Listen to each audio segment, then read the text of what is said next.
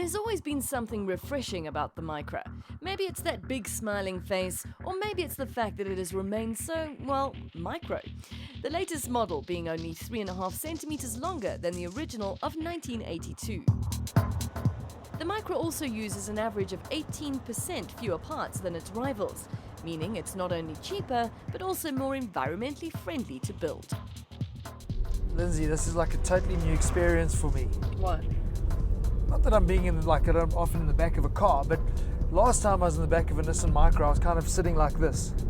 Had my feet up on the seat. Feet off the Micra chair. Well, it's not such a Micra chair anymore, is it?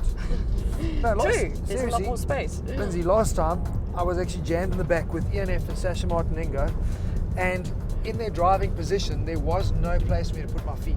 Okay, so and I you're either had to be a contortionist. And now, here I am. In the back with headroom and you've got headroom, I can see that. It's amazing. Good job, eh? Well, it's a pity that they had to compromise on the way the car looks to get the headroom, but it is, I suppose, for convenience and usability. So. Don't you like the looks? I hate the looks. Even the front? The front is quite cute.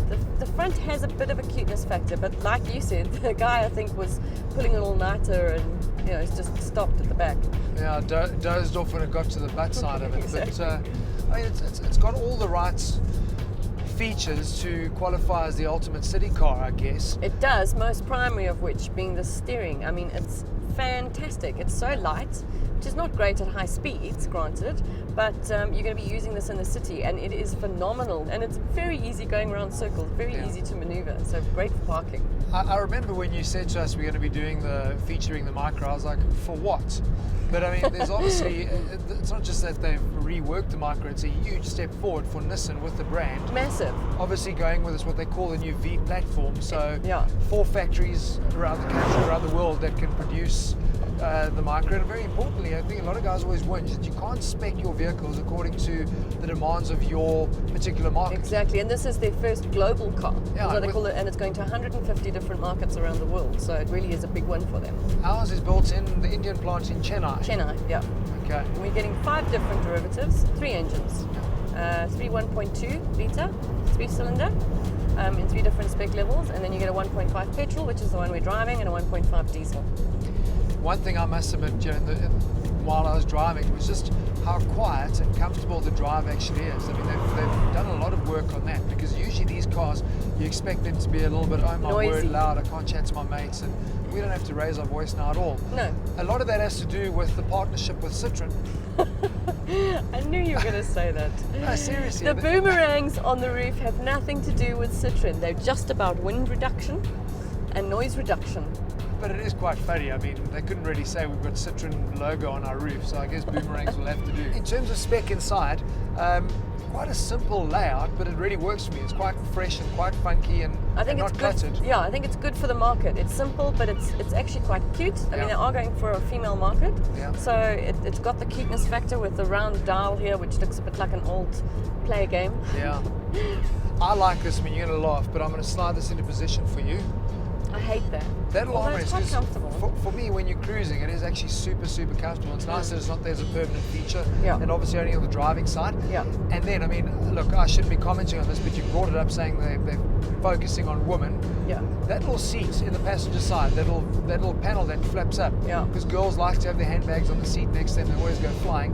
Very, very cool, novel feature. Yeah. I suppose I could even slip my iPad in there. Although none of us, you could actually, you could put plenty in there. Although none of us put our seats on the chair anymore, do we? In Put your South seats Africa? on the chair. Put our bags on the chair.